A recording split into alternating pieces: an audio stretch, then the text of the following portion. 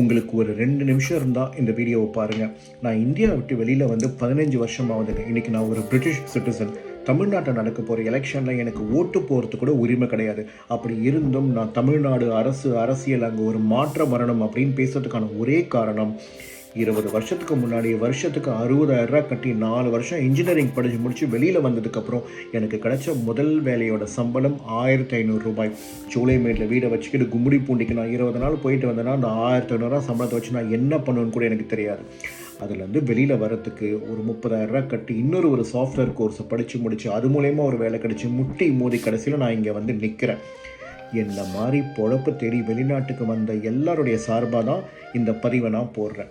நாங்கள் படித்து முடித்ததுக்கப்புறம் எங்களுடைய தகுதிக்கு எங்களுடைய படிப்புக்கேற்ற வேலையும் வேலைக்கேற்ற ஊதியமும் கொடுத்துருந்தா இந்த மாதிரி நாங்கள் யாருமே ஃபாரின் வந்திருக்க மாட்டோம். இன்றைக்கி நாங்கள் அப்ராடில் இருக்கோம், இன்றைக்கி நாங்கள் நல்லா சம்பாதிக்கிறோம், நிம்மதியாக இருக்கோம், சந்தோஷமாக இருக்கோம். ஆனால் எங்களுடைய உண்மையான சந்தோஷம் நம்ம ஊரில், நாங்கள் பிறந்து வளர்ந்த ஊரில் நம்ம மக்களோடைய நம்மளுடைய சொந்த பந்தங்கள் எங்கள் நண்பர்களோடு சேர்ந்து கொண்டாடுறது தான் எங்களுக்கு உண்மையான சந்தோஷமே. அதனால தான் ஃபாரின்லேருந்து போடுற நிறைய வீடியோஸில் நாங்கள் இந்தியா கூட எப்படியாவது கனெக்ட் பண்ணி நம்ம ஊருக்கு வந்துட்டு இதை பண்ணோம் அதை பண்ணோன்னு எல்லாருமே போடுறாங்க.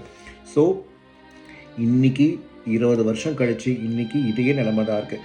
இன்றைக்கும் வேலை இல்லாத பிரச்சனை இருக்குது. அதை சேர்த்து வச்சு விவசாயிகள் பிரச்சனை, மது பழக்கம், போதை பழக்கம், கொள்ளை எல்லாமே நடந்துகிட்ருக்குங்க. இந்த 20 வருஷத்தில் பெருசாக மாற்றம் ஒன்றுமே நடக்கலை. இது 20 வருஷம் இல்லை, கடந்த 40-50 வருஷம் கூட சொல்லிட்டு போகலாம். நீங்கள் அடுத்த மாதம் எலெக்ஷனில் ஓட்டு போடுறீங்கன்னா தயவு செஞ்சு இந்த கட்சி வந்தால் இதெல்லாம் பண்ணுவாங்களா அப்படின்றதுக்கு யாராலையுமே உத்தரவாதம் கொடுக்க முடியாது. ஆனால் இத்தனை வருஷமாக ஆட்சி செஞ்சவங்க எதுவுமே பண்ணலைன்றதுக்கு எல்லாராலையும் ஒரு உத்தரவாதம் கொடுக்க முடியும். கொஞ்சம் யோசித்து கொஞ்சம் சிந்தித்து செயல்பட்டு நீங்கள் ஓட்டு போடுங்க. ஏன்னா இன்றைக்கி நீங்கள் ஓட்டு போடுறது உங்களுக்காக மட்டும் இல்லை, உங்களுடைய அடுத்த தலைமுறையினருக்காக சேர்த்து தான் நீங்கள் ஓட்டு போடுறீங்க.